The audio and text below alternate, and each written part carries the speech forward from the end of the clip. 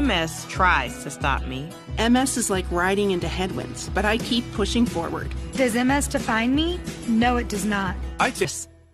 Brother, legendary king of pop, Michael Jackson, passed away on Thursday. Michael Jackson died June 25th, 2009, from a drug overdose. The district attorney has charged Dr. Conrad Murray with involuntary manslaughter. Guilty. Dr. Conrad Murray was held solely responsible for Michael's death. The court imposes the high term of 4 years imprisonment in this case.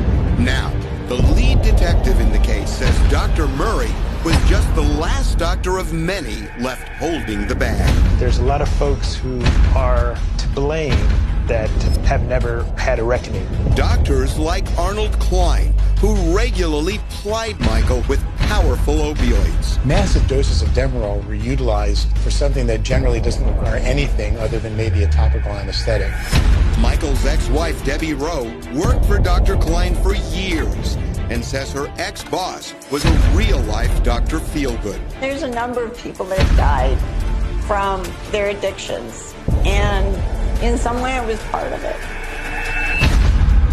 Give me a minute. Turns out Klein was just one of many doctors who put Michael on a fatal path. All of them are the reason why he's dead today. I've taken a lot of blame that was not right, but regardless,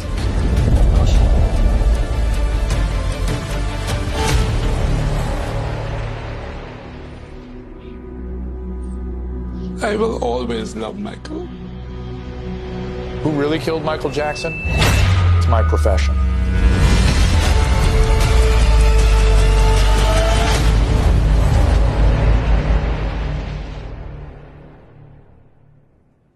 I need an ambulance as soon as possible, sir. We have a gentleman here that needs help, and he's not breathing. We're trying to pump him, but he's not. Okay. We quickly learned from a couple of sources that he went into cardiac arrest. He was rushed to UCLA Medical Center. So we started getting word from our sources that Michael Jackson was dead at the house. So it was really weird that they still rushed him down to UCLA Medical Center. And it was just after 2 in the afternoon that we posted the story. Michael Jackson had died. TMZ broke the story of his transfer to the hospital this afternoon. The reports we are hearing from TMZ that the era of the King of Pop is over. TMZ was the first to report this, that Michael Jackson had died. My brother, the legendary king of pop, Michael Jackson, passed away on Thursday, June 25th. Drug enforcement agents, Las Vegas and Los Angeles police officers raided the Las Vegas home of Dr. Conrad Murray. A law enforcement source tells CBS News the investigation is centered around the powerful anesthetic propofol. The district attorney has charged Dr. Conrad Murray with involuntary manslaughter in the pop star's death. The coroner ruled Jackson's death a homicide. We, the jury in the above entitled action, find the defendant, Conrad Robert Murray, guilty of the crime of involuntary manslaughter. Dr. Conrad Murray may have been the final straw, but it was a straw that broke the camel's back. This was decades in the making. The reality is a bunch of doctors got Michael addicted, kept him addicted, connived with him to keep him strung out. And the fact is, his death, it was almost inevitable. It's a lot more complicated than just Dr. Murray was at his bedside when he died. Circumstances had been leading up to this death for years. And all of these different medical professionals that allowed Michael to dictate his own terms, get the medicines he wanted, when he wanted them, where he wanted them, all of them are the reason why he's dead today.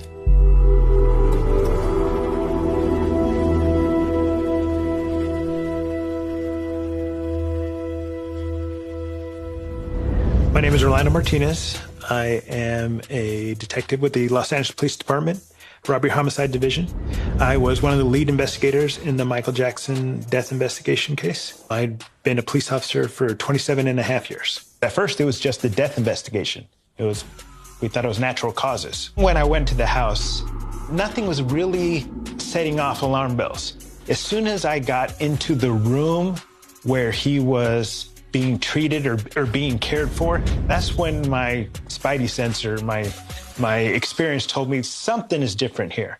So from the start, we had heard that Michael was being fueled with drugs. Frankly, we knew this because he was going to a Beverly Hills dermatologist named Arnold Klein just about every day in the 2 months leading up to his death. And he would go in there for about 3 to 4 hours.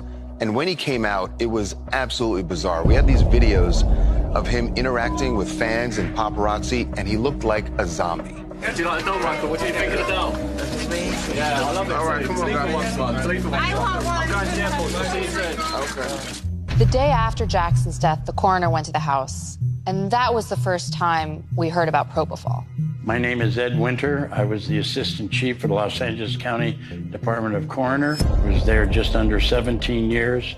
I oversaw the high-profile cases, and I was called out the day that Michael Jackson was found unresponsive, was transported to the hospital, and passed away. We were able to recover large, I describe it almost as Gatorade-sized bottles of propofol in the residence. I'm Dr. Drew Pinsky. I'm a board-certified internist and addiction medicine specialist. I'm a fellow at the American College of Physicians. I was the program medical director for a chemical dependency unit at Las Encinas Hospital. Let me be clear. Propofol is not a sleep medication. It's an anesthetic. You are completely shut down while you're on that medication. You are not going through normal sleep cycles, restorative sleep. You are on a profound anesthetic. The fact that that was stored and administered in a private residence, not specifically in a hospital or surgical center, can't imagine how that happened. There's a place called Applied Pharmacy Services, which was in Las Vegas. Over the course of April, May, and June, they shipped over 4 gallons worth of propofol to Dr. Murray's girlfriend's house for him to use to help keep Michael Jackson asleep every single night.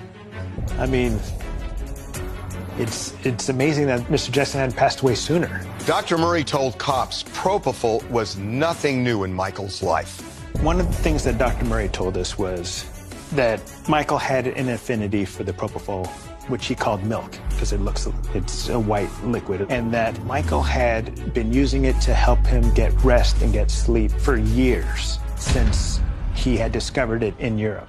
Dr. Murray said that he had a couple of doctors in Europe that would travel with him and provide him this drug to help him sleep. Dr. Murray took over from a doctor who had taken over from other doctors, basically allowing Mr. Jackson to dictate his own treatment, to use the drug that he preferred to help him get his rest. You feel like you've been unjustly accused with Michael Jackson? Because a lot of people feel like you're not guilty. I'm not guilty. Dr. Murray felt that if he did not help and administer it to Mr. Jackson, that Michael would just go somewhere else to get it. He needed it. He knew about the drug. He knew that it worked for him, and was the one who suggested it to Dr. Murray, actually demanded it. It was in the last couple of months you were contacted, right, initially by Amir and for this tour. 2 months. In the last couple of months. 2 months. Okay, you've administered it more than 10 times? Yes. More than 20 times? 30 days a month, roughly, every day. Oh, so it's about the daily? But daily, with the exception of 3 days leading up to his death. I tried to wean him off that medication. The criminalist who advised me that the toxicology was showing an extremely large amount of propofol in Michael's system, and that, in his words, he said there was enough propofol in him to put down a rhinoceros. Michael Jackson died of acute propofol intoxication and, I believe, cardiac arrest. I am Conrad Murray, a subspecialist in cardiology. I was Michael's personal physician at the latter part of his life.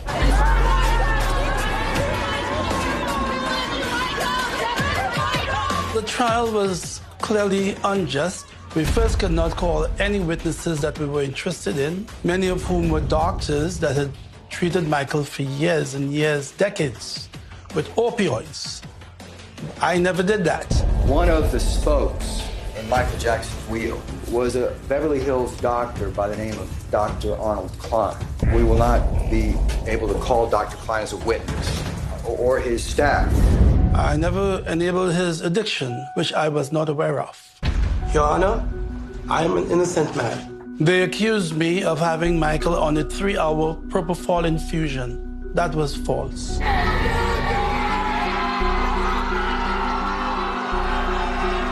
We had no doubts. That's why we're here. Michael was watching over us. He was watching over us.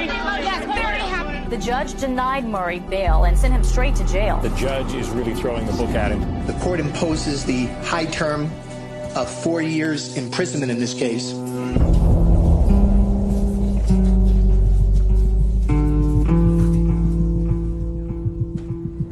I stayed in the Los Angeles jail for 2 years. I lived in a 7 by 5 feet cell. It was a shattering experience. I was mostly decimated with grief and pain. I lost just about most of what I had set up for my retirement, for my children's future, for a home, my livelihood.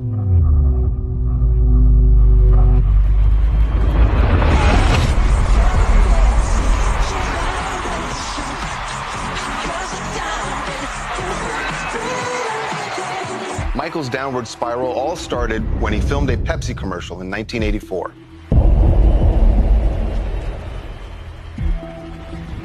He was on stage as the director called for pyrotechnics to go off all around him. They did take after take after take. Finally, on take 6, they pushed a little too hard, and Michael ended up in harm's way. The pyrotechnics went off, and the flames were licking right at Michael's hair. It caught on fire.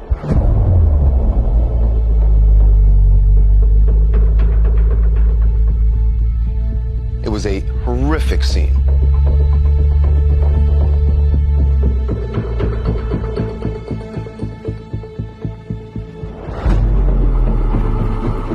Singer Michael Jackson is back home tonight after suffering burns to his head last night during the filming of a Pepsi TV commercial.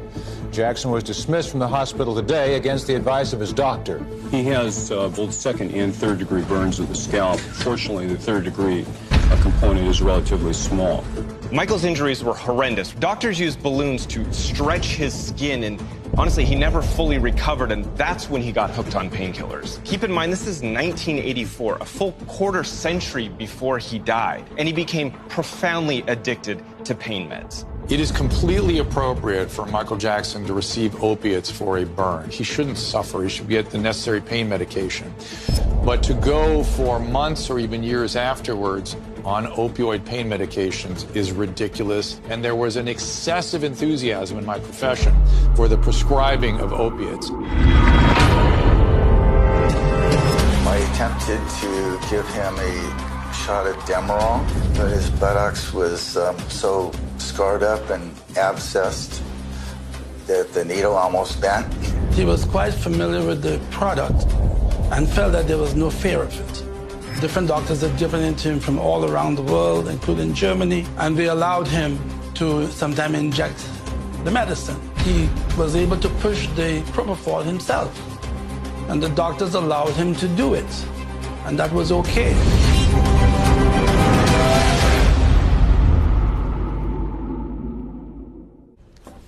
Want some cold brew? Sure, I'll try it.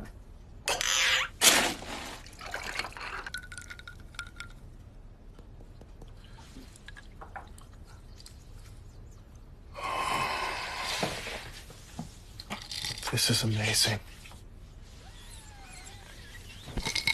I know. Hallelujah. Being your own barista? Hallelujah. MS tries to stop me. MS is like riding into headwinds, but I keep pushing forward. Does MS define me? No, it does not. I take Ocrevus, an infusion treatment that's... To introduce our new Kingsford charcoal made with real spices, we asked TikTok's angry reactions for his expert opinion. Gorgeous. Gorgeous. Gorgeous. Thanks, man. It's flavor like never before. Your friends are still building sandcastles, but you've already booked a hot air balloon foliage tour. Bold move for some, another day in the fall for you. Fall hard with a $3 medium pumpkin cream cold brew. America runs on Dunkin'.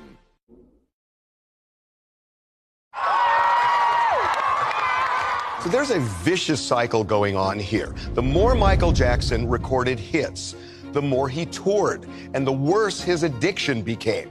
For example, he recorded Thriller. That became the biggest selling album of all time, and that created an insatiable appetite on the part of his fans to want to see him in concert. He made a quick dash through the world. This was the scene last night as people arrived plenty early for the long-awaited, sold-out Michael Jackson concert. Michael! I love Michael Jackson. It's fantastic. I love him so much. And there was also the Victory Tour, which was the farewell tour for the Jackson 5. And Michael didn't even want to do that tour. When I do those solo albums and I'm doing all kinds of different music, it's wonderful. I feel like I'm accomplishing what I'm supposed to do. And you don't feel guilty or worried about your brothers? No. But there was so much family pressure. His mom eventually convinced him to do it, and that just made a bad addiction worse. It happened about an hour ago in Kansas City, the start of what's being billed as the biggest traveling musical show in American history. Some people say that it's more like what happened 20 years ago when the Beatles first played Kansas City.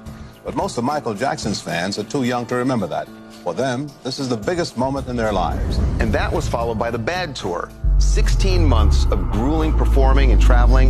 And by the time the Dangerous Tour hit, Michael was a mess. When I look at somebody like Michael, I've seen him, the lights have gone out on stage, and he's fallen to the floor in the darkness. Somebody comes out, gives him oxygen, the lights come up, and he's right back, ready to hit it. He was said to be taking oxygen backstage after every second song. He started canceling tour dates for various illnesses before he just pulled the plug on the entire tour. Jackson canceled a Friday show in Caracas, Venezuela, and shows scheduled for Sunday and Tuesday in Puerto Rico, and all future dates on the Dangerous Tour. So here's what was going on behind the scenes. Michael graduated from pain meds to anesthesia.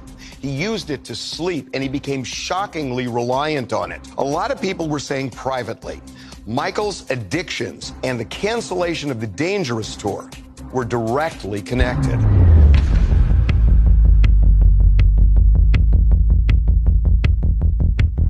I attempted to give him a shot of Demerol, but his buttocks was so scarred up and abscessed that the needle almost bent, in which case at that point in time I ran an IV and I administered some IV pain medication. And do you recall what IV pain medication you administered? Morphine. Michael was on the Dangerous Tour in 1993 in Bangkok, and that's when he asked Dr. Finkelstein to shoot him up with Demerol. After I took care of Mr. Jackson and he went on stage, another doctor from England came and assumed responsibility for Mr. Jackson. I came back from a trip to the pyramids, and my suitcase, of which I had all my medications in, was broken into. At that time, the doctor, told me that he had broken into my suitcase to get medications. What specific medication did you break into your suitcase to get? The pain meds. I don't recall if it was Demerol or morphine or both. And did he break in to get the pain medication to give it to Mr. Jackson? Yes. We felt that we needed to do an intervention. He needed to be detoxed. They called in Elizabeth Taylor to do an intervention. When Michael's doctor called to ask if I could help, I was glad to intervene. I traveled to Mexico City, where I saw for myself that Michael was in desperate need of specialized medical attention. Because of my own experience with addiction to prescription medicines, I was able to make a number of calls in search of the best and most appropriate treatment for Michael, and he is now undergoing such treatment in Europe. Michael was in such bad shape, he knew he needed help.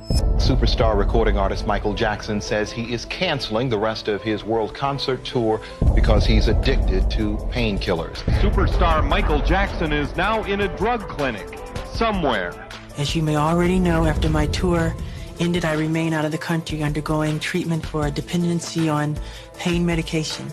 This medication was initially prescribed to see the excruciating pain that I was suffering after recent reconstructive surgery on my scalp.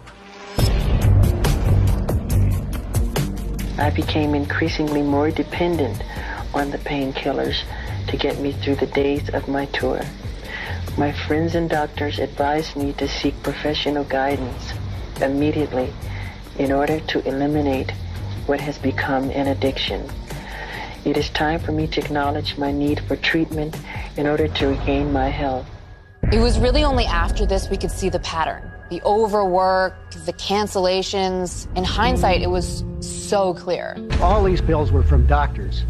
He got heavy-duty, very, very strong painkillers, and he took them, unfortunately. He was barely able to function adequately on an intellectual level. You okay, Mr. Jackson? You want to take a break? My mouth hurts. Mr. Jackson, at the break, did you find it necessary to take a pain medication? Do I find it necessary? Did you, at the break, did you have to take a pain medication for your pain? Painkillers were one thing, but Michael had even bigger problems. He couldn't sleep, especially when he was on tour or getting ready for tour. So he went to doctors for help. And it turns out Conrad Murray was late to the game. He said, Conrad, you know, when I'm on this course, when I'm on the tour, I have difficulty sleeping. And what most doctors have done for me, they help me to sleep for 15 to 18 hours. Michael was using propofol to sleep. He had mentioned that that was the only way he could go to sleep, especially when he was getting ready for a tour. I'm always writing potpourri of music. I never stopped. He was quite familiar with the product and felt that there was no fear of it. You know, it was not a big deal. He'd been using it for decades. Different doctors had given it to him from all around the world, including Germany. And they allowed him to sometimes inject the medicine. He was able to push the propofol himself. And the doctors allowed him to do it. And that was okay. Dr. Klein's attorney told me that he would come in for injections for an acne treatment. And that was quite strange because I don't know anybody that goes in for a 3 to 4 hour acne treatment. When I heard Michael Jackson died, I immediately thought of him going out to his dermatologist on a regular basis for some sort of treatment. I knew it was opiates, and I knew that was the primary issue. We were getting videos daily of him going to Dr. Arnie Klein's office. He looked totally normal going in. 3 or 4 hours would go by, and he would come out looking completely out of it. Love you, Michael. Okay. Give a room, guys. Give a room.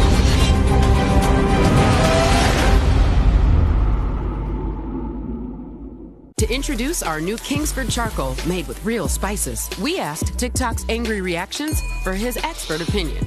Gorgeous. Gorgeous. Gorgeous. Thanks, man. It's flavor like never before. You know, it doesn't matter if you choose left or right because they're both chewy, crunchy, and delicious.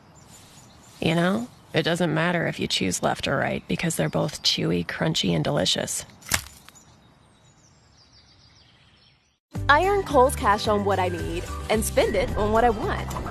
Thanks to the stand mixer I bought last week, I had Kohl's Cash to get something special for date night. When you count on Kohl's for what you need, you get a little more for your wallet. Grab my hand! Wait, are you sweating? Didn't you use Allspice dry spray? Of course I did. I'm not an idiot. Don't lie to me, Dolph Lundgren. It's right here. Old Spice has long-lasting sweat protection. I'm telling you, I used it. Okay, I lied.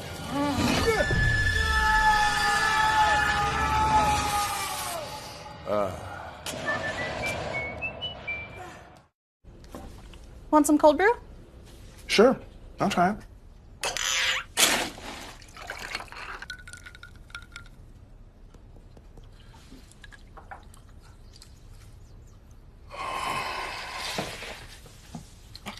This is amazing. I know. Hallelujah. Being your own barista? Hallelujah.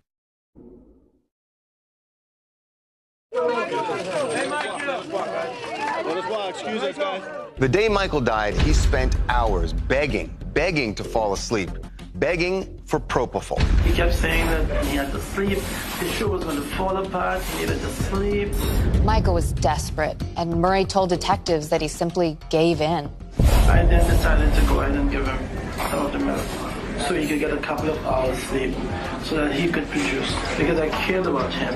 I didn't want him to fail. Hey, your contract got canceled, Mike. When are you gonna have it, Mike?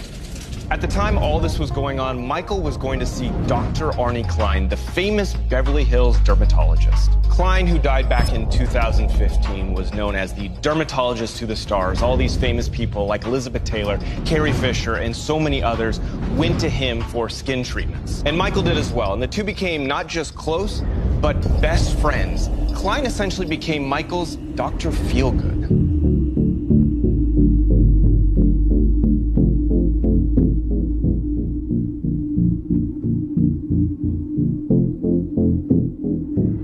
I administer Demerol because you have to understand that the procedure I do are painful injections.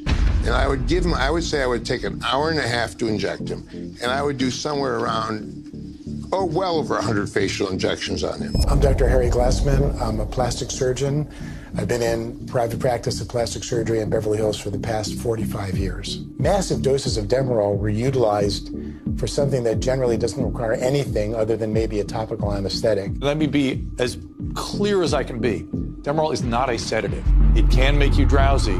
It is not a sedative. It is an opiate medication. But the goal of medication like Demerol is pain control. Dr. Klein was more than happy to oblige, and he justified it with minor procedures, acne treatments, Botox, Restylane, and he did this over and over and over again. Oh, wonderful jacket, Michael. That's so cool. I don't know anybody that goes in for a 3 to 4 hour acne treatment.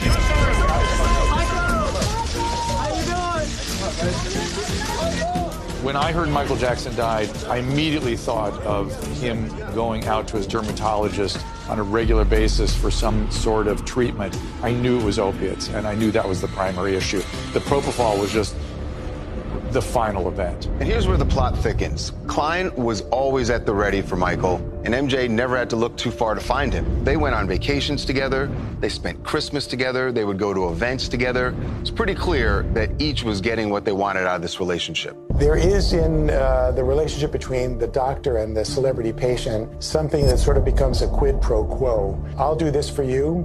In Arnie's case, he was traveling with Michael, he was on vacation with Michael, and you'll do this for me. Obviously, in this case, narcotics or even heavy sedation. He was getting propofol in Germany. That's the most recent tour.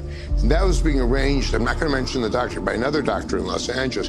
And I told the doctor, I just thought this is totally insane. This doctor's arranging German doctors to give Michael propofol. It's like giving someone the drug they want. I was able to interview his wife, Debbie Rowe. She said that Dr. Klein accompanied him when he was in Germany, and he couldn't prescribe medicines or medication there, but hooked up with a doctor or two in Germany to get drugs for Michael. So fast forward to 3 months before Michael's death. We were getting videos daily of him going to Dr. Arnie Klein's office. He looked totally normal going in. 3 or 4 hours would go by, and he would come out looking completely out of it. Hey, Michael. Hey, Michael. Michael, how are you? Do you recall taking Michael Jackson to visit Dr. Arnold Klein? Yes. On many occasions? Yes. Estimate for us how many times a week you would do that. It could fluctuate. There were times when he was going almost every day. Michael became a regular, and he was going to Klein's office almost every day and getting Demerol injections. At least 51 injections within the 3 months before he died. And these weren't small doses, 300 milligrams a pop. Oh, no, that's absurd. There's categorically no justification for massive doses of opiates for simple dermatologic procedures. Not only that, he was using Demerol 300 milligrams at a time. 300 milligrams of Demerol is enough to knock out a horse. I had no idea of Michael's history of his health and doctors who were treating him. He never, ever mentioned anything of drug addiction to me. What I used drugs for was not to give him drugs. I mean, I used drugs to relieve the pain when I did a procedure. So we have to make a big difference. If you're having a surgical procedure, and these are really minor surgical procedures, and with my length of time it takes me to do it, it's not minor, you have to use some amount of drug. For Michael to have been going almost daily for injections of his acne or injections of Restylane or Botox, it kind of doesn't add up for me. How are you? Come on, guys. How are you, Michael? Hey, you look great. You don't go and have Restylane on Monday, more Restylane on Tuesday, more Restylane on Wednesday. The only thing that makes any sense to me is that he was there for the drugs, not for the Botox or fillers or acne. Dr. Waldman, have you formed an opinion about whether or not Michael Jackson was dependent on Demerol? Yes, I believe there's evidence that he was dependent upon Demerol. 6 weeks of very frequent high-dose use, I believe, would result in opioid dependence in any of us. Hey, Michael. What are you up to today, Michael? It's Earth Day. Thank you. Dr. Klein would have him go up to this gynecologist's office, and Dr. Klein would go give him his shot or do whatever he was going to do, and then go back down to his office so Michael wasn't hanging out at his office for 2 or 3 hours. I honestly don't believe that Michael Jackson got 51 shots of Demerol from Arnie Klein. I would guess it probably 2 or 3 times that.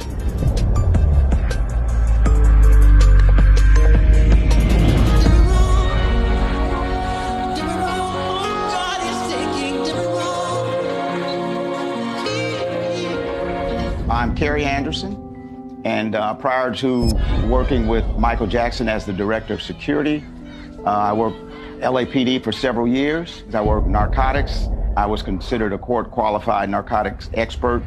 I dealt with Arnold Klein a couple of times. Michael had me go down and pick him up once and bring him to Neverland. I walked Dr. Klein probably 20 feet from the courtyard area inside Michael's main residence. I walked him upstairs to Michael's room. Michael had requested get Dr. Klein something to drink. So I went back downstairs, and myself and another personnel in the house, and we weren't gone any more than, I would say, 4 minutes at the most. And by the time I got back up, Michael was so out of it. So whatever he gave him, I've never seen a narcotic do somebody like that so quick, because Michael was perfectly normal when I went upstairs, and in a 4-minute period, he was almost a zombie. So it must have been some kind of injection of something. And at times you'd want to put hands on people like that. I don't have a lot of good things to say about people like that. He's disgusting to me. Arnie Klein shot Michael up with Demerol for a price, a pretty hefty one. He was charging him thousands and thousands of dollars just for a weekend visit. Money's not my object in life. My object is to be the best doctor. I mean, I got to be honest, I never asked him for a nickel. Now, you say my bill was a lot, and I have to tell you about my bill. My bill was, I used to spend 3 days with him. I used to fly back and forth on helicopters when he called me. Right. So, I mean, when you put all that money together, flying around in helicopters all the time to see him, and spending 3 days with him at a time, your days over 3 days is worth a lot of money. You were friends with him, and you were best friends with him, and you were also his doctor. And I asked you if there's a danger of blurring the line, and if you could go back 20 years, would you elect to treat Michael Jackson as a patient? I don't have many friends, you know that. My friends are my patients. My patients are my patients 24 hours a day. They call me 3 o'clock in the morning. They call me 4 o'clock in the morning. I've flown as far as Tokyo to see a patient. I've flown to the Middle East to see a patient where Jews shouldn't go. So I'm telling you, when you say what I do is medicine, the practice of medicine, I mean, I'm not a shrink. I'm not, Freud. But I think that you do blur the lines because you're available 24 hours a day, 7 days a week. It's exploitative to some extent for a doctor also to be their friend. You're there to be their doctor, and that's that. Be that, and that's it. If you want to be their friend, go be their friend. That's fine. But you can't also be their doctor. The fact is, if you slip from a physician to friend, that's on you. That's a problem. You've crossed a boundary at that point. My name is Debbie Rowe, and I work with Dr. Arnold Klein for 27 years. There's a number of people that have died from their addictions. And in some way, I was part of it. Give me a minute.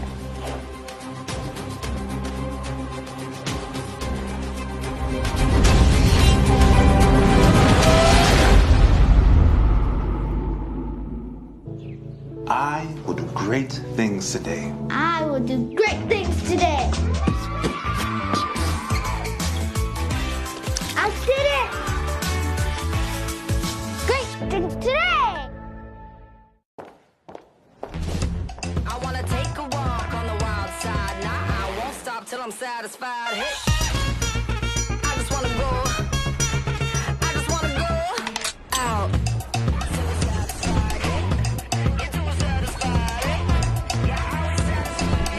Won't stop till we're satisfied, eh? I just wanna go. I just wanna go.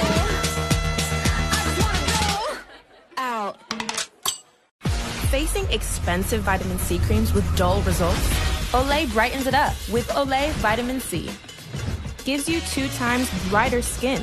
Hydrates better than the $100, $200, even $400 cream. See? My skin looks more even and way brighter. Dullness? So done. Turn up your results with Olay Vitamin C. My skin can face anything. Shop the full Vitamin C collection at Olay.com. What's important for me is it sexy? Is it sporty? The controls, the panels, I love the whole display area here. Very crisp, it's laid out nice. It looks hot. The back seat has a ton of room. Hello, 5'10". This is fantastic. I didn't realize this would have a 3rd row of seating. Ooh. The QX60, such a sporty, sexy car. At Metro by T-Mobile, you can save more with 1 line of unlimited 5G for just $40, period. That's the lowest price in prepaid, so you can share the big moments like your little star's debut. Save more, only at Metro. Scene 1, take 1, ABC mark.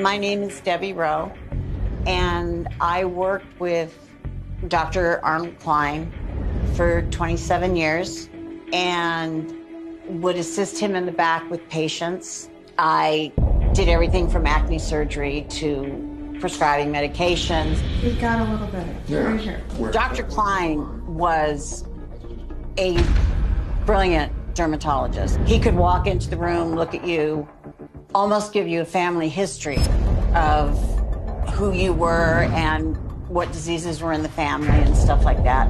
When Dr. Klein started treating famous people, celebrities, powerful people, he started to be invited to their parties and things like that. And I think it influenced some of the ways that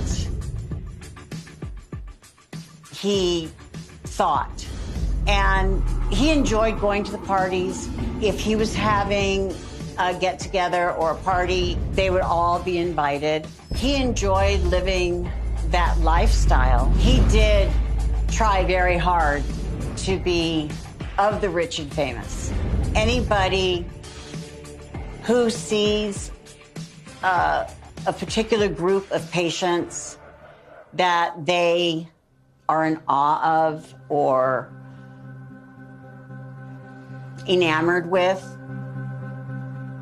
will do almost anything to get another person of that caliber into the practice.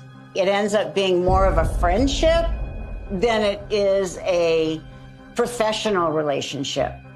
You pick who you hang with, and he is a person that you want to hang with because you're going to be able to get something in return. There were times that he would write prescriptions for things that had nothing to do with what we were treating them for. You know, some people would come in and say they can't take the pain, so they would want a Percocet, or they would want Demerol, or they would want something else. I believe very firmly that you're only as good as the last patient you inject. So there might be someone, they were a big star. He would write prescriptions that were not conducive to what a dermatologist would normally write a prescription for. The primary responsibility of any doctor is patient care. I mean, we take an oath to, above all else, do no harm.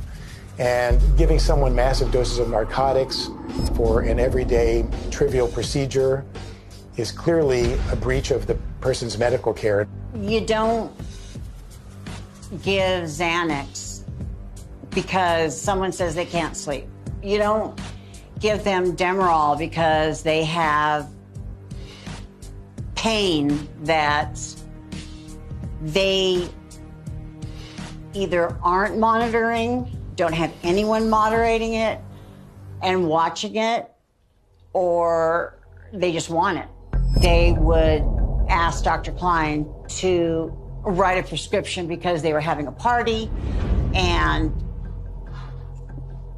a bunch of people were coming and they wanted to have party favors. We had some powerful patients that would come in and say, I need to get 90 Percocet for Saturday night. And then you go to the party that weekend and there's a candy dish with Percocet or Quaaludes or something like that. And it came from the office by trading drugs for the invitation, the inclusion. You know, he just wanted to be in that group. I don't know if he knew the person was an addict, but didn't care because he didn't want to lose that person as a patient, but it was done. And there were a lot of doctors out there with the same patients that would do the same thing. It's narcissism. It's gratifying to have a special person under your care and that person to then be satisfied and tell you you're a good doctor. And it helps build people's reputation. You become, particularly in the sort of field of plastics and dermatology and beauty, you become the doctor that's taking care of those people we see in the magazines. Sometimes patients had obvious signs of addiction, injection marks all over their body. I was mortified when I found out that patients were so addicted to something that you couldn't sedate them or whatever. You have to start an IV if you're going to sedate someone. And not being able to find a vein to start an IV, there was no place to be able to do it. I do believe boundaries were down and lines were crossed that should not have been. Prescriptions were written that didn't need to be written. You scratch my back, I'll scratch yours. It is such a violation of our basic responsibility and ethical standards as a physician to be treating people to make ourselves feel special. In other words, we are there to serve the patient. And if we are somehow excited by or turned on by the patients we are treating, there's already a problem. And then if you are handing out medication without proper justification, it just doesn't get worse than that. We went through 2 decades of my patients being killed routinely by my peers, and it was often in situations like this. I feel horrible about not trying to stop it with people that I knew had problems. And there's nothing I can do to take it back. And if someone was hurt by it, saying I'm sorry isn't enough to me.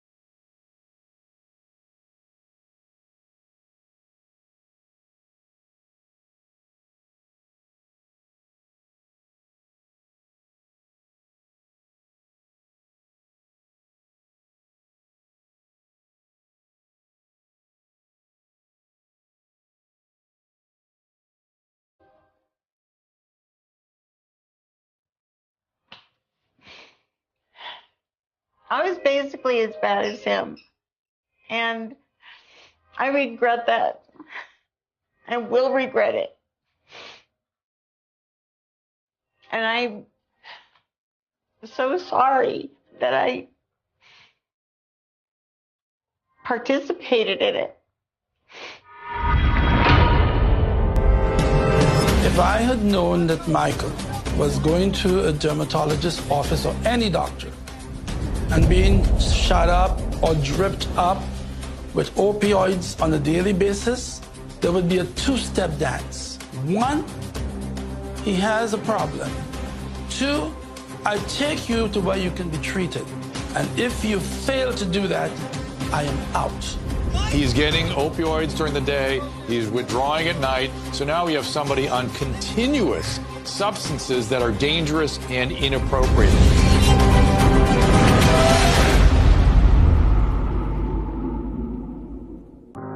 Corsair, thin skin.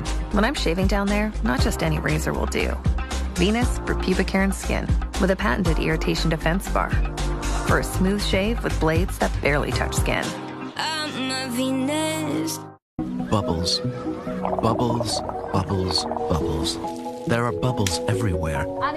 As an Expedia member, you earn points on top of your airline miles. So you can go and see even more of all the world's bubbles. Choosing T-Mobile is like expecting this, but getting that. And so much more, like Netflix on us. And benefits that add up to more than $225 in value each month. So, you're at the age now where you may start feeling certain urges to buy things at full price. You read my diary? But honey, you should really think about practicing safe spending with Amazon. You get low prices on everyday essentials, plus free shipping on millions of items. Do you have any questions? What is bang for your buck? Learn all the ways to save with Amazon. I want to be the youngest heavyweight champion in the world. Me. You better keep on winning. shot by Tyson. The second you lose, they throwing you out. I'm the most brutal, vicious, ruthless champion that ever been. Don't love me no more?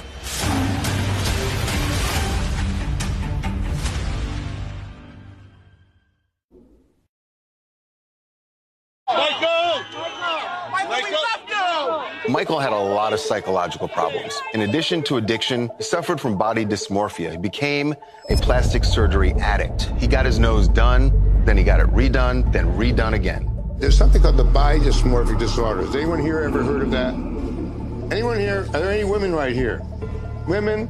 Any women here? So you know these people, if you walk down the street, are obsessed with the way they look, to the point where they distort themselves. And these are people who go after doctors and end up having faces after faces. They look tighter and tighter, so they don't look human anymore. And these are the people you really have to do with, these body dysmorphic people. When you look in the mirror, are you happy with what you see? In what way? Just when you look there, in terms of that social philosophy. I'm never totally satisfied. I always wish the world could be a better place. No, not at all. Is it like on a scale where he was an extreme? Extremely, but he really viewed his face as a work of art. You have to understand. It's hard to understand this, but he really looked at his face as a work of art, an ongoing work of art. Was his about aging, or was it about?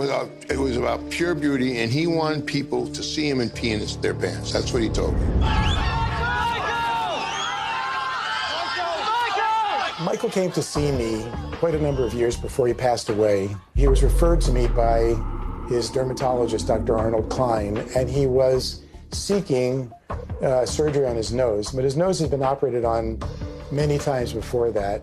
And so I did the courtesy of examining him and then advised him against having surgery for fear that one more procedure could conceivably compromise the blood supply to his nose. And so he was not very happy with me. He tried to encourage me to change my mind, but my mind was fixed the moment he walked through the door. It was his addiction to opioids and anesthesia that really consumed him. So by day, Dr. Klein would shoot Michael up with Demerol, which, by the way, causes insomnia. By night, Dr. Murray would shoot him up with Propofol. Michael Jackson never mentioned a single doctor to me who was treating him with opioids, Propofol, or any of those substances. He made it look as though I was his sole physician. Dr. Arnold Klein addicted Michael Jackson to Demerol. And he will tell you that one of the insidious effects, the most difficult things about Demerol addiction and its withdrawal, is an inability to sleep. If I had known that Michael was going to a dermatologist's office or any doctor and being shot up or dripped up with opioids on a daily basis, there would be a two-step dance. One, he has a problem. Two, I take you to where you can be treated. And if you fail to do that, I am out. Michael's insomnia was drug withdrawal. Let's be clear about that. He was an opiate addict, benzodiazepine addict. Those patients always have insomnia. And he found an interesting solution to his drug withdrawal, which is a barbiturate. In this case, Propofol, which treats the drug withdrawal insomnia. It does it very effectively. It doesn't treat the addiction. It makes the addiction worse, and it threatens his life. So he's getting opioids during the day. He's withdrawing at night. So now we have somebody on continuous substances that are dangerous and inappropriate. It became known to me after Michael died that he had been at various facilities throughout the community for relatively trivial matters and placed under either general anesthesia or let's say sedation in order to do the sort of thing that you would do every day without any sort of medication or without anesthesia. There were a number of facilities and a number of different people involved. How are you, Michael? You're the best. How are you feeling? Thank you, brother. Thank you so much. Watch your foot. For more than 2 decades, Michael was using doctors to fuel his addiction. And if you think there's any way these doctors didn't know he was a hardcore drug addict who needed help, That's just impossible.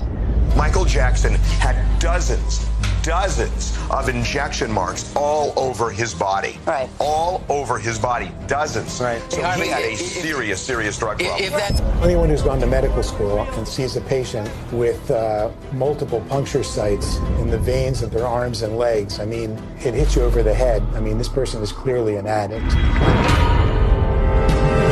The doctors allowed him to use 19 different aliases for all these different medications, powerful medications, and with that, you cannot cross-check against each other because one doctor doesn't know what name another doctor has given, and that's enabling abuse. Michael Jackson was a drug addict, and he was a master at manipulation because I was manipulated by Michael. I did not enable him at any time in his addiction. I would never do that.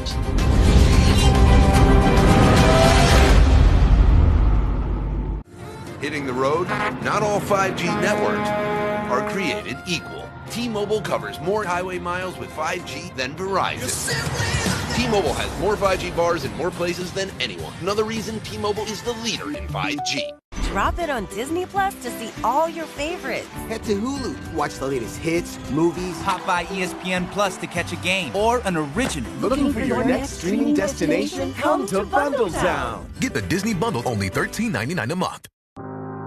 Corsair, thin skin. Down there requires a special kind of care. Venus for pubic hair and skin. Uniquely made to prep, protect, and maintain. Whether I'm smoother than smooth or au naturel. This is skincare for down there. RAID scientists have been working towards universal protection for more than 60 years. Not just here at home, but around the world. And today, RAID brands protect more people from pests in more places. It's why you can trust us to protect you and your family. Because no matter where you live or what language you speak, we all need protection. RAID. Protection for everyone. SC Johnson, a family company. Oh, excuse me, allergy sufferers. When it's time for bed, it's time to take Zysol. Powerful relief designed to be taken at night. See, Zysol relieves allergy symptoms while you sleep, so you wake up refreshed for a more productive day. What's more, in a clinical study, after just 1 day of Zysol, 90% of allergy sufferers felt powerful 24-hour relief. Rest assured, with Zysol, you get all-night, all-day allergy relief guaranteed. So, be wise all, take Zysol at night. Michael, how are you? We found out that Michael was using aliases. I did go to Dr. Arnold Klein's office and wanted to interview him and get a copy of his medical records and find out what was going on. When I got to the office, his office, he supposedly was unavailable. Any comments, sir? Any comments, sir? What happened here today? Did you get the files you were looking for? Still conducting your investigation. There is a security hold on the case, and I can't comment. So I went downstairs to the pharmacy and talked to the pharmacist, and the pharmacist gave me the whole list of what drugs he was taking and the aliases. I was shocked. I was shocked that this was going on. The doctors allowed him to use 19 different aliases for all these different medications, powerful medications, and with that, you cannot cross-check against each other because one doctor doesn't know what name another doctor has given, and that's enabling abuse. Hey, Michael! Michael! The way that Michael to Dr. A and ask for a sedative, and then go to Dr. B and may ask for the same one. And so by manipulating a series of different doctors, Michael accumulated an enormous amount of medication. What you're going to learn about Michael Jackson is that he had the habit of compartmentalizing relationships, packaging relationships, like spokes in a wheel. The wheel in his life turned, but the people that he associated with, the groups of people, were like spokes. They rarely, if ever, touched. When I put it all together, what I've learned since then, during and before the trial, Michael Jackson was a drug addict, and he was a master at manipulation because I was manipulated by Michael. I did not enable him at any time in his addiction. I would never do that. I cared about Michael too much. I loved Michael. I haven't lost that love for Michael, despite the pain and suffering that I've encountered. There were what they call a drug book, that every doctor has a book that he puts his patient's information in and supposed to list what medications they had. And that Dr. Klein actually had two books, one that just showed some miscellaneous medication, and then another book that listed his aliases and some of the other medications he was getting. Through the investigation and in the trial, one of the things we found out, there was a pharmacy in Beverly Hills called Mickey Fine that he owed in excess of $100,000. And that pharmacy was on the ground floor of Dr. Arnold Klein, the same doctor that was infusing him with opioids on a daily basis. After Michael's death, the extent of his drug use became evident. He had basically a pharmacy of prescription drugs, dangerous drugs, written by various doctors using Jackson's 19 aliases. And the list of prescriptions found at his home after he died, it was eye-popping. Such a variety of powerful meds, it baffled even the most seasoned of doctors. I don't even know what half of those drugs are. I mean, I looked at that list and I was amazed at how many drugs were found at the scene. The sheer number of prescriptions found at Michael's bedside when he died is just mind-boggling. 22 different meds prescribed by at least 4 different doctors from 4 different pharmacies. And a lot of these prescriptions didn't even have the patient's name or the doctor's name on the label. The labels were just blank. It's insane. Propofol, lidocaine, diazepam, nordiazepam, lorazepam, and midazolam. Opiates like Demerol, benzodiazepines like Ativan and Xanax, and the barbiturates like Propofol, they eventually come together to suppress respirations. And people don't breathe, and then their heart stops. We're still looking for medical records involving Michael Jackson.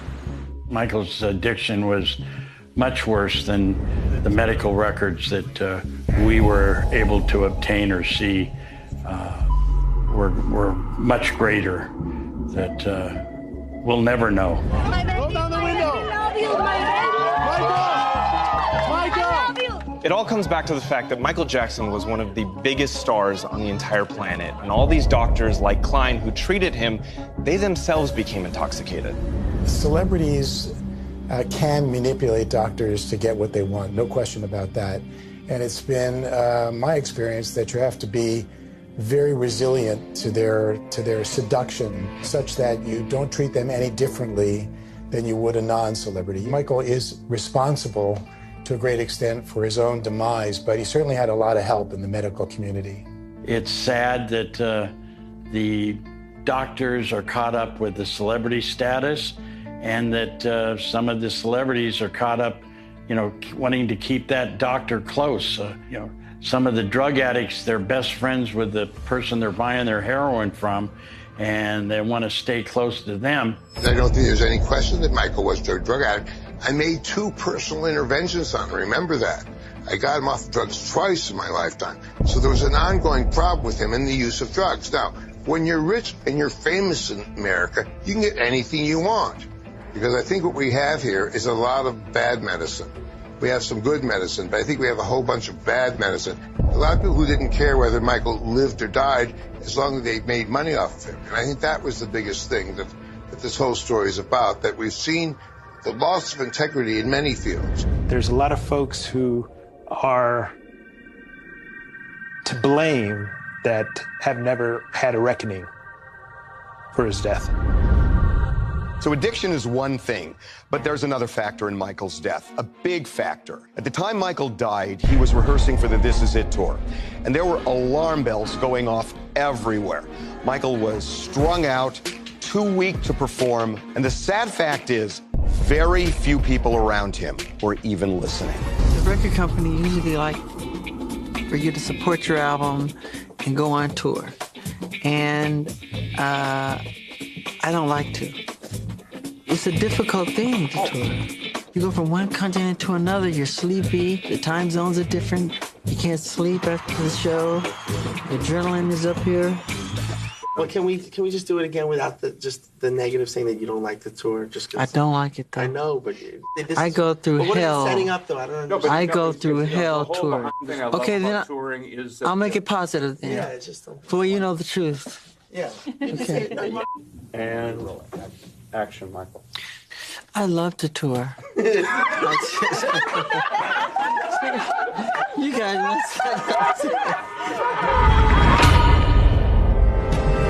I'm going to read this again and see if you have an understanding of what it means. We want to remind him that it is AEG, not MJ, who is paying his salary. Based on the assumptions that AEG is your company and MJ is Michael Jackson, do you have an understanding of what that means? No, I don't understand it, because we weren't paying his salary. So why would you write that? I have no idea. When you say his salary, who are you talking about? I don't know. Oh. But how do you know you weren't paying his salary if you don't know who we're talking about? I don't remember this email. No, you just testified we weren't paying his salary. You just testified to that a few seconds ago. Right? I guess.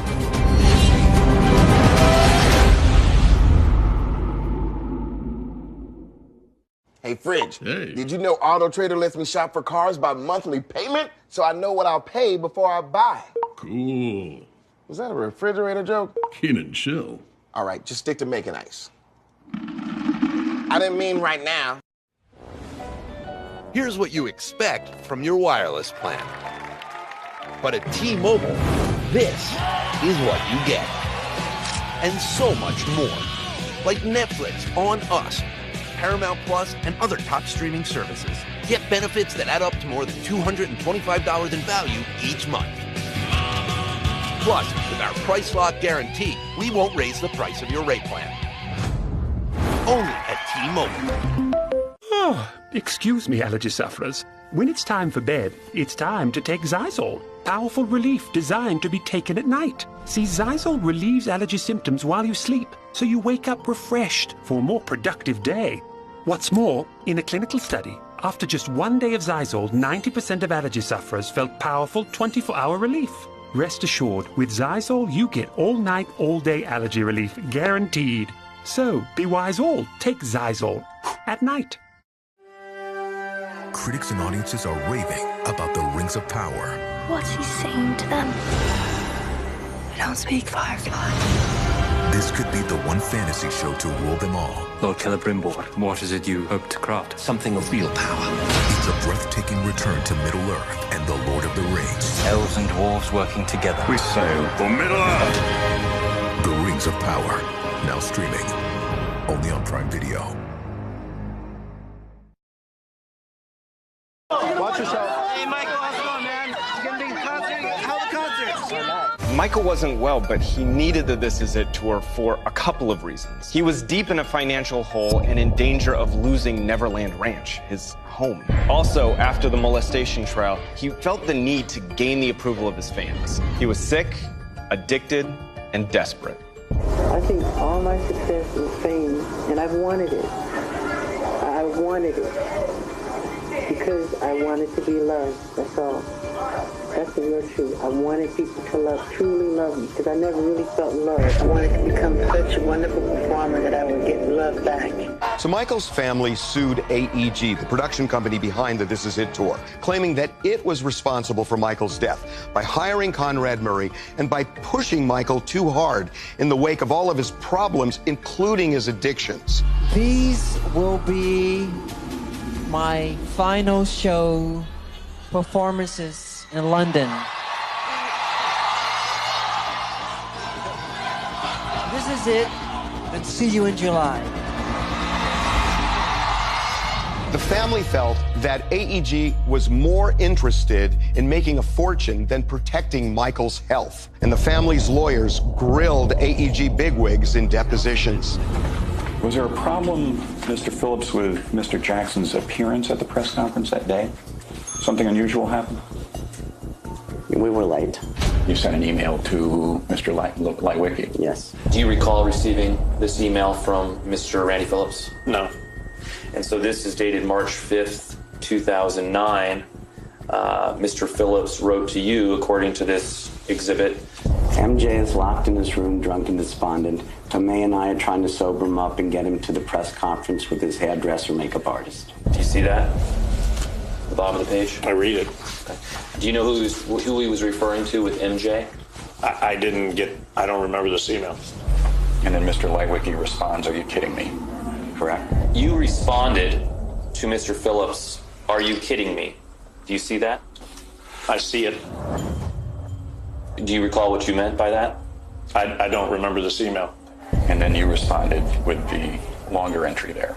Correct. And you wrote, "I screamed at him so loud the walls are shaking." Yes, that was an exaggeration, but I did raise my voice. All right. And then Randy Phillips responded to you, "This is the scariest thing I have ever seen. He is an emotionally paralyzed mess, riddled with self-loathing and doubt. Now that it is showtime, he is scared to death. Right now, I just want to get through this press conference." Did I read that correctly? Yes. Was that an exaggeration? It would have been. And was it an exaggeration also that he is an emotionally paralyzed mess? That's what I felt at the time. And then according to this evidence, you responded, "Call me, please." I agree that it says that. Do you know why you asked Mr. Phillips to call you, please? I don't remember the email. The AEG execs were grilled over emails they sent. Emails that paint a picture of a company that was determined to get Michael on stage and ignore some of the problems that he was dealing with, including his addictions. When they were asked about these emails, these execs had lots of memory lapses. I'm going to read this again and see if you have an understanding of what it means. We want to remind him that it is AEG, not MJ, who is paying his salary. Based on the assumptions that AEG is your company and MJ is Michael Jackson, do you have an understanding of what that means? No, I don't understand it because we weren't paying his salary. So why would you write that? I have no idea. When you say his salary, who are you talking about? I don't know. Oh. But how do you know you weren't paying his salary if you don't know who we're talking about? I don't remember this email. Didn't you just testify that we weren't paying his salary? AEG? Yes. No, you just testified we weren't paying his salary. You just testified to that a few seconds ago. Right? I guess. Okay, then let's go on to the next sentence. We want him to understand what is expected of him, period. Do you know what you meant there? No. Is there a word in that sentence that you don't understand? I don't understand the sentence. I'll read it again. We want him to understand what is expected of him. Does that help? No. I'm gonna put in place of him what I think it's supposed to be and see if that helps. We want Dr. Murray to understand what is expected of Dr. Murray. Does that help? No. Michael was incoherent at times, clearly because of drugs. There's audio of him after that London press conference, and it is bone-chilling. You can believe my show. I want to say, I've never seen nothing like this in my life.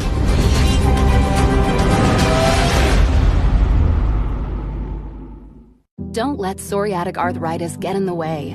Taltz reduces joint pain and stiffness. And for those with moderate to severe psoriasis, Taltz is proven to give you a chance at 100% clear skin.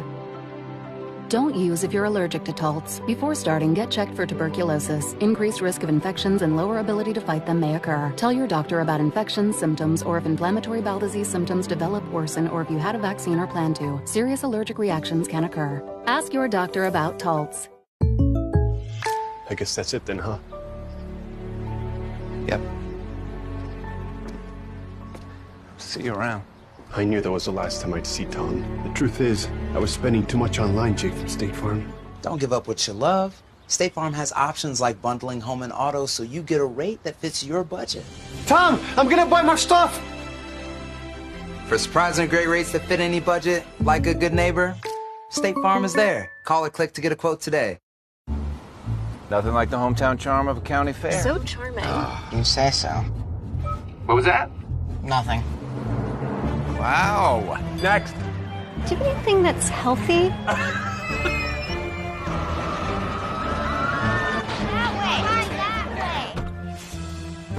That was actually fun. When can we go back? We have to wait a whole year, darn it. When it comes to comfort, we're thinking of every mile. The new Hyundai Palisade. It's your journey. She-Hulk is incredible. People love using that word around me.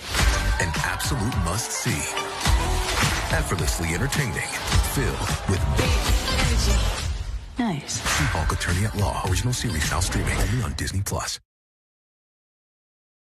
Hey, Michael. What's up, man? No, man. Wait, where's your car, Mike? Where's your car? Where's your car? I'm trying to get there. Where is it? I don't know. The Jackson family believed that AEG ignored clear signs that Michael was in grave danger because AEG stood to make a fortune off the This Is It tour. Mr. Gongaware wrote, "Meanwhile, our play here is to not back off. We are holding all the risk. If MJ won't approve it, we go without his approval." You see that? Correct. And Paul recommended going ahead and with the press conference and putting the tickets on sale because once we go on sale, which we have the right to do, he is locked. He has no choice. He has to do it, right?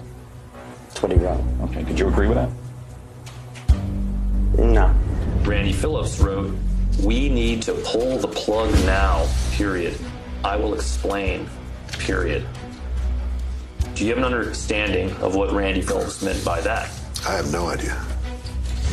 Did you have an understanding that for some reason on March 25th, 2009, Mr. Phillips thought that you needed to pull the plug on the tour?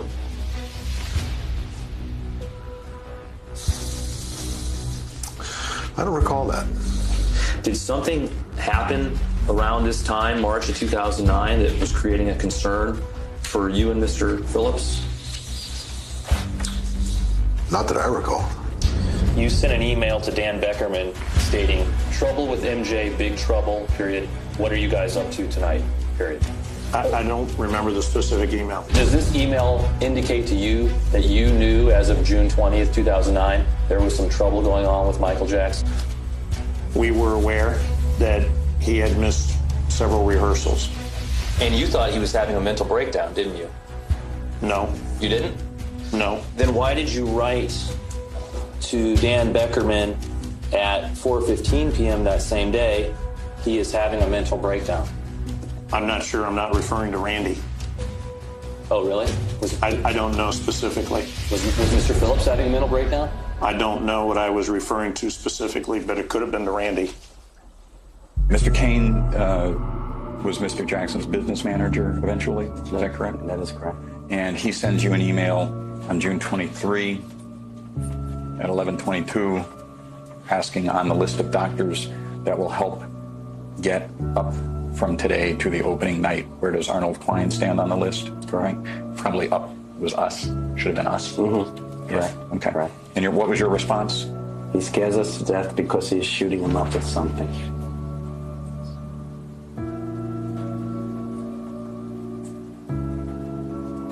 Why did he scare you to death?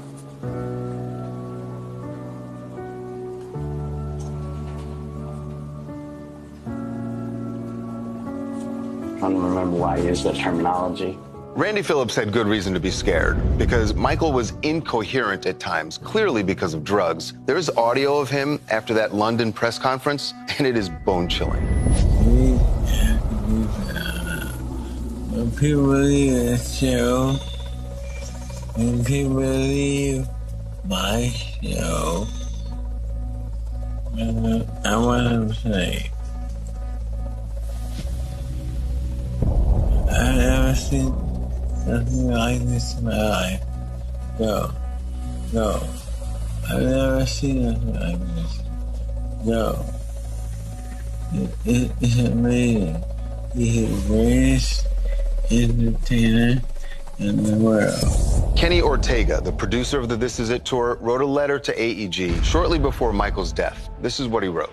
There are strong signs of paranoia, anxiety, and obsessive-like behavior. I think the very best thing we can do is get a top psychiatrist in to evaluate him ASAP. There's no one taking responsibility, caring for him on a daily basis. Today, I was feeding him, wrapping him in blankets, and calling his doctor. Can you describe what you personally observed on that day, June 19th, 2009? That my friend wasn't right, that he wasn't well. There was something going on that was deeply troubling me. And he appeared lost. What do you mean by that? Just sort of lost and a little incoherent. And although we were conversing, and I did ask him questions and he did answer me, I did feel, though, that he was, not well at all. Did you think he was well enough to rehearse? No. So as they say, the show must go on. So he rehearsed right up until the day he died.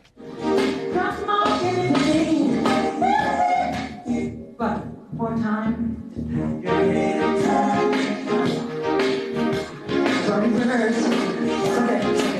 Can you read me out loud what you wrote to Michael Roth on August 18th, 2009 at 7:24? I wonder why now. I think I know what MJ died of, and this would exonerate Conrad. Conrad Murray. Correct. What did you know would exonerate Conrad Murray? I don't remember. No recollection at all? No. Did anybody ever ask you what you knew that would exonerate Conrad Murray? No. Did you ever tell the police that you had information that would exonerate Conrad Murray? No. Did you ever tell the LA district attorney what information you had that would exonerate Conrad Murray? No. Did you ever tell his attorney what information, Murray's attorney, what information you had that would exonerate Conrad Murray? No. Dr. Murray had no control over this situation because what was happening in the background, he was just a little fish in a big, dirty pond.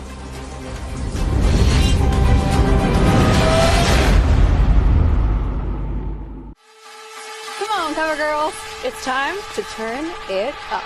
Exhibitionist Stretch and Strengthen Mascara. It's an instant lash extension effect. The best mascara I have ever used. Exhibitionist Mascara from CoverGirl.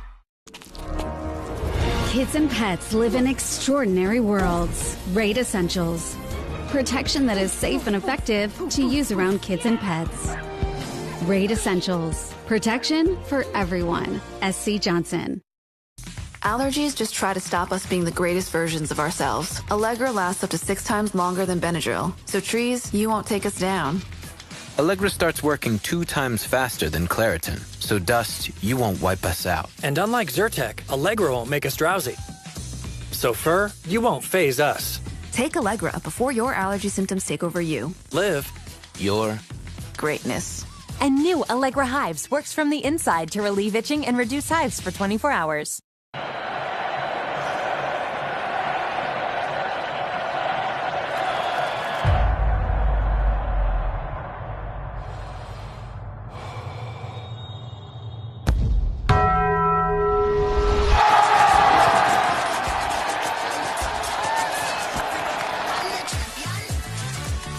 All that melty cheese you crave with double the steak is back at Taco Bell.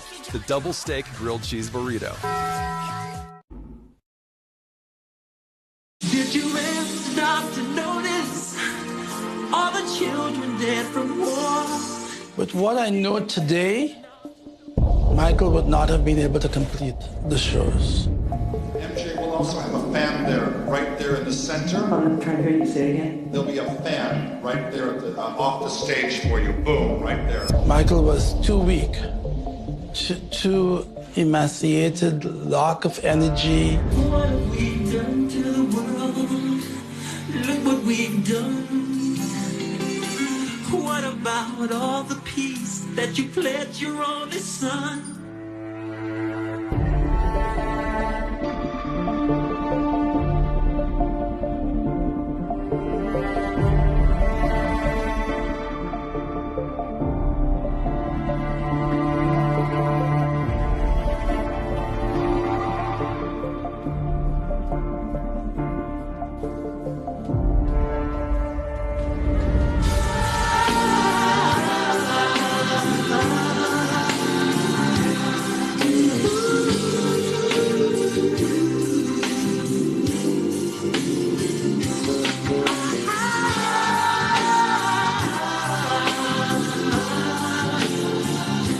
Lawyers for the Jackson family tried hard to convince the jury that AEG was responsible for Michael's death. The jury didn't buy it. That said, there is plenty of blame to go around here, with doctors and drugs and pharmacies. To lay all the blame on Conrad Murray seems unfair. We're not investigating the doctors, we're investigating Mr. Michael Jackson's death. We knew that there were multiple doctors doing what Dr. Murray had done, and that they had done it over the course of years. We decided to concentrate on that night for the criminal side of it, and so that negated all of the other history with the other doctors. Dr. Murray had no control over this situation because what was happening in the background, he was just a little fish in a big dirty pond. I really do believe that this death was inevitable. Whether it was Dr. Murray or the next doctor, he was lucky it hadn't happened before, because Michael was going to get what he wanted. And if you said no, he would find somebody who would do it for him.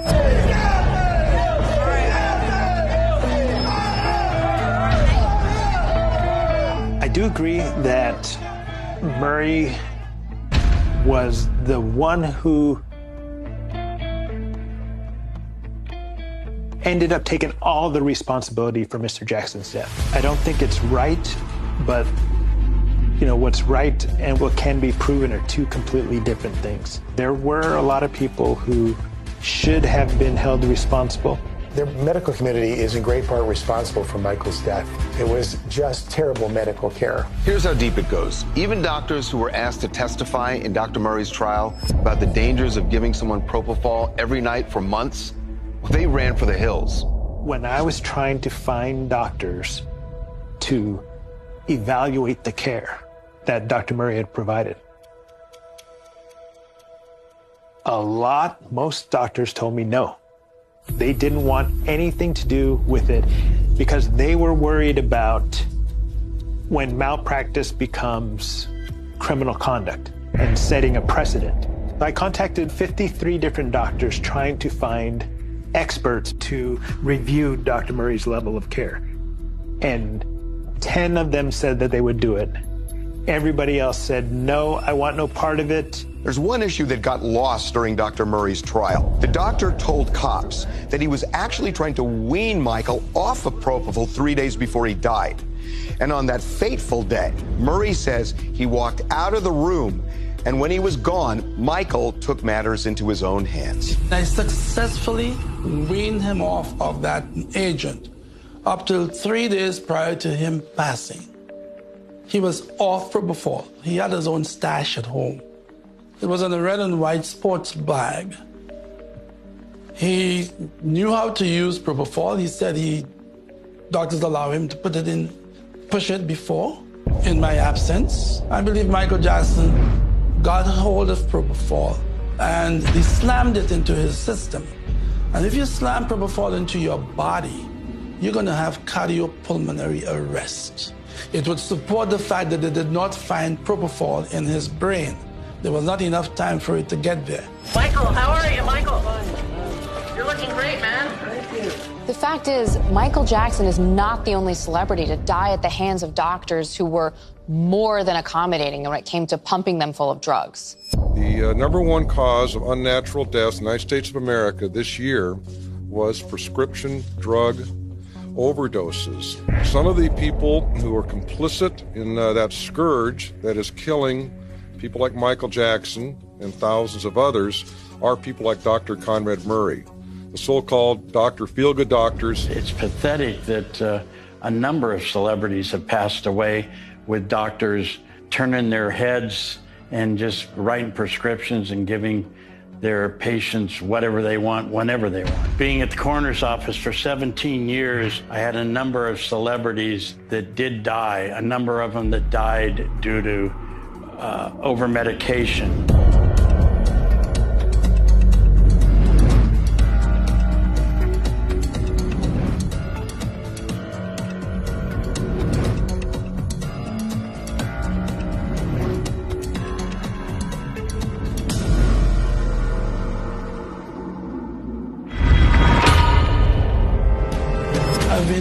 punished. I've been harmed. I've been hurt. I've taken a lot of blame that was not right. But regardless of what I've gone through,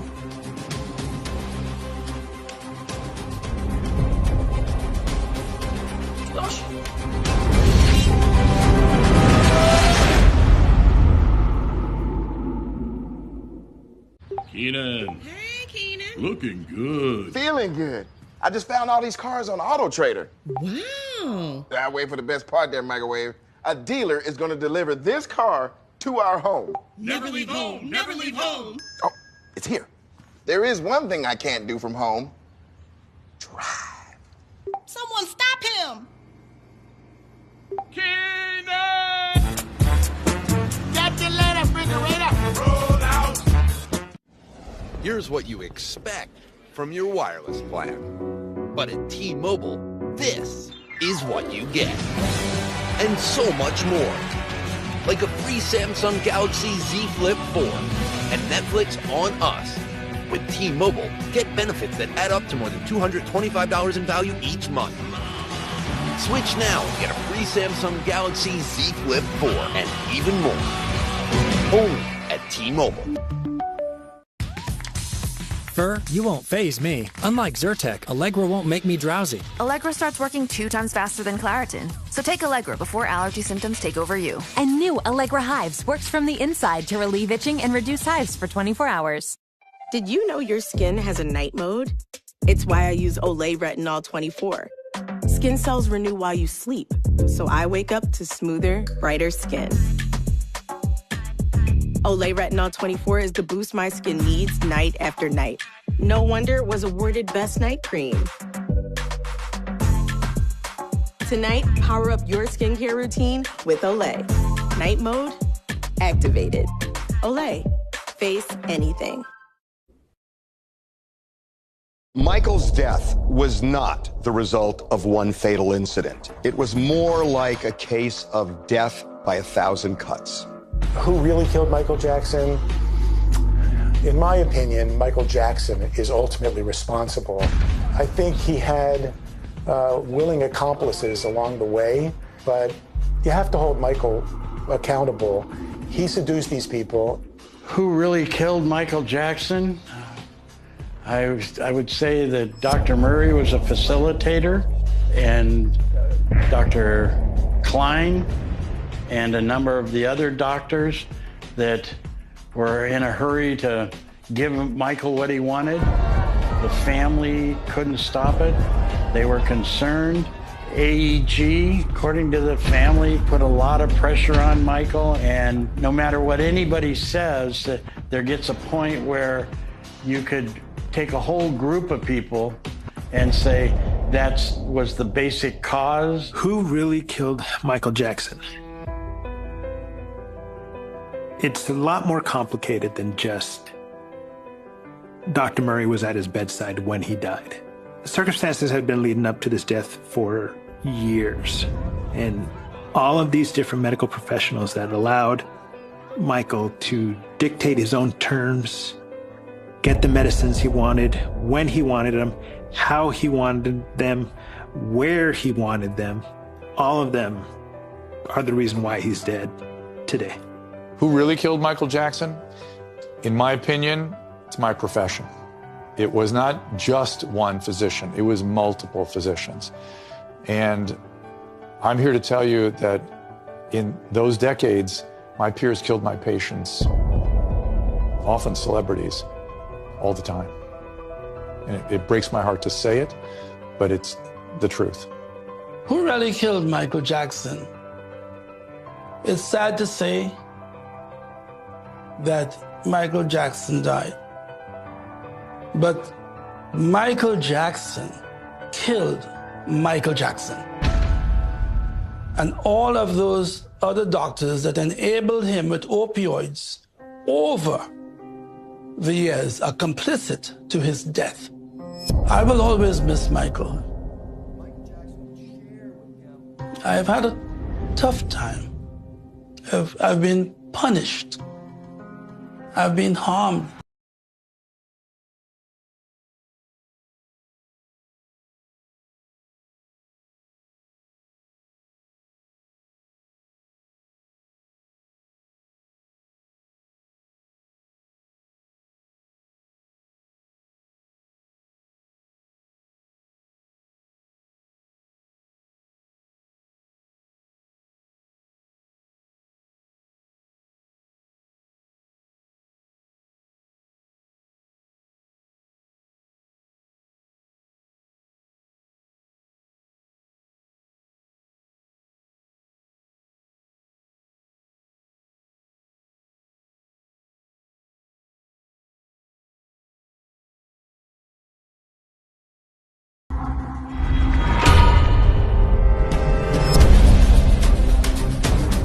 I've been a hardcore metalhead my whole life, and I remember when I was 19 years old or 20 years old, I was at my boss's house, and Billie Jean came out at his Christmas party, and there was this moment where I like, wow, this is amazing.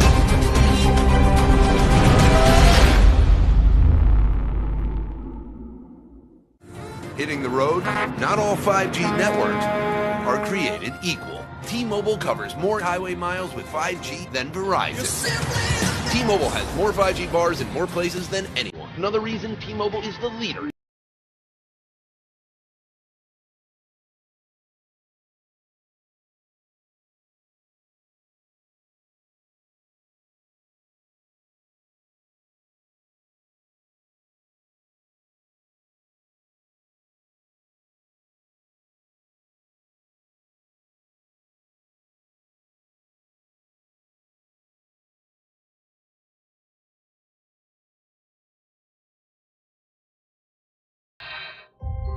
My friends.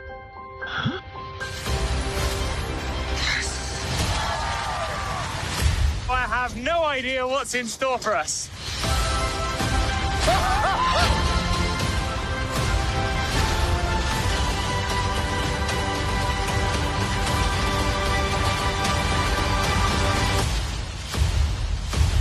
That was very, very impressive.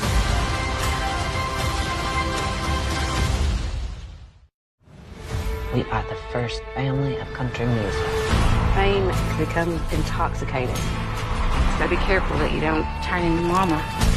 This family's been hanging on to a lot of secrets. Let me tell you, the guy's gonna cut you down. Monarch series premiere this Sunday on Fox.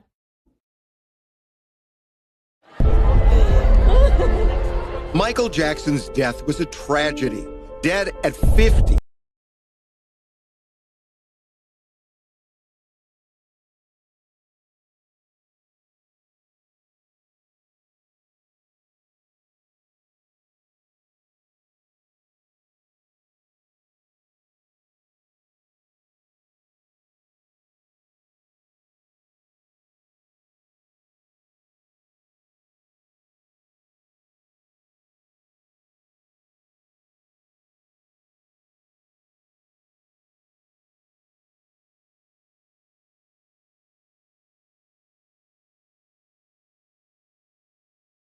Being the person that he wanted to be, not caring about what anyone else thought, was just really, really inspirational. I think first and foremost, his music was just incredible. I remember as a kid, I had his greatest hits album, and I would just listen to it, you know, and that wasn't the music of my generation. It was, you know, my parents and when they grew up. He united both cultures, you know, black and white, all people. His music, he played it, everybody was dancing. It didn't matter. You know, nobody looked at each other like, oh, you know, different colors or anything. You just got up and danced. His music did that. He was out of this world. He was this trailblazer. He was this bridge also that sort of connected us to the rest of the world. So when Michael Jackson came around, especially with like Billie Jean and Thriller and stuff like that, it showed me that there's a lot more to music than just a couple of chords and some straight 4/4 beats.